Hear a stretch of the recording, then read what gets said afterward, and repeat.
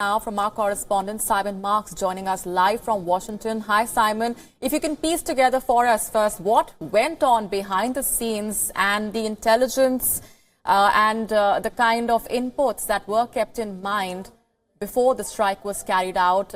If you can bring our viewers up to speed with what all went on behind the scenes. Yeah, well, I think one of the key questions here is, was there much of a strategic calculation behind this decision to assassinate General Qasem Soleimani, not just an Iranian military commander, the Iranian military commander, far and away the most important military figure inside Iran, assassinated by an American missile strike on the airport road near Baghdad in neighboring Iraq. The Americans, of course, will say that his presence in Iraq only underscores their argument that he had been fomenting the protests that the world had witnessed at the American embassy in Baghdad over the last several days. Protests that the Americans argued were being carried out by pro-Iranian militia supporters inside Iraq.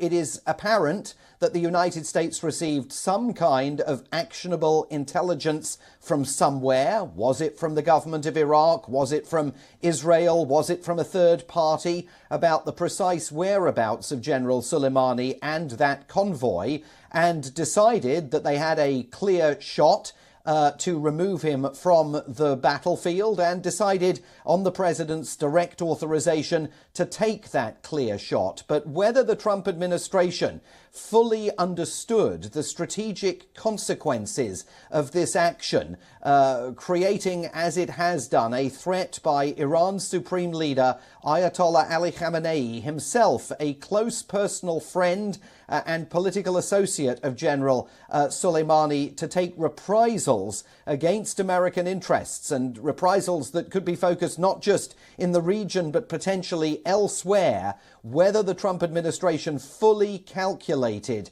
the strategic implications of all of this, that is a very open question here in Washington, D.C., and a foreign and national security establishment that for the last 3 years has largely thanked its lucky stars that President Trump has not stumbled into a full-blown national security crisis, now finds itself arguing that on this occasion he hasn't so much stumbled as completely leapt into one. Right, and we already saw the statements that have been coming in to quote what Joe Biden has said. He's compared it to dropping a dynamite in a tinder box, and that's the kind of magnitude of the escalation in tensions that we are looking at. Bring our viewers up to speed with how divided the United States, even internally within the White House, stands at this point. Yeah, I mean, that's going to be the central question here in the United States, because the Democrats, of course, are criticizing President Trump for his actions, but there may well be Republicans who also strike a critical tone up on Capitol Hill over the next few hours, because remember, there was no congressional authorization for this military action, and this is military action, even while the Trump administration claims it wants to de-escalate the situation. This is military action that's going to have massive repercussions and does take America one step closer to a full-scale war with Iran.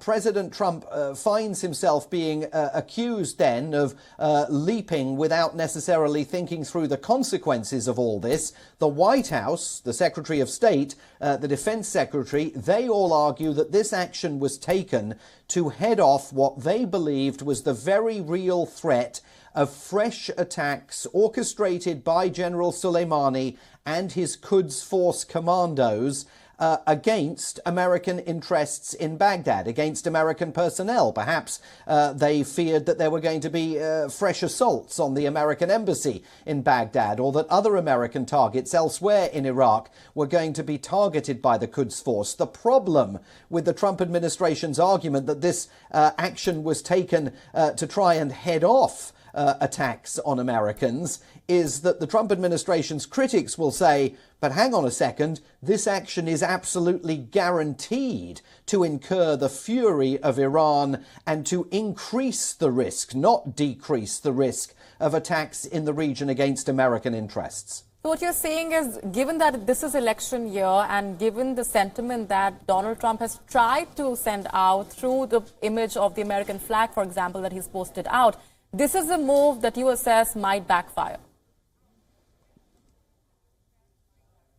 Yeah, I mean, let's talk about that image of the American flag that he tweeted out. That was the first sort of indication that the president was confirming that this strike had taken place. No suggestion by President Trump on Twitter that this was part of any kind of cogent strategy, just this reflexive tweeting of the stars and stripes, a sort of a John Wayne move that might even have made characters in a John Wayne movie blush. There's also, of course, the political dynamic. The president is still under the cloud of impeachment. Impeached last month by Democrats in the House of Representatives, awaiting his trial in the United States Senate on charges of obstructing Congress and abusing the powers of his office. There are voices already saying this is an attempt by President Trump to change the conversation in Washington, get away from the impeachment cloud that hangs over him and engage in a bit of foreign policy adventurism in a bid to change the focus. You'll be hearing more of that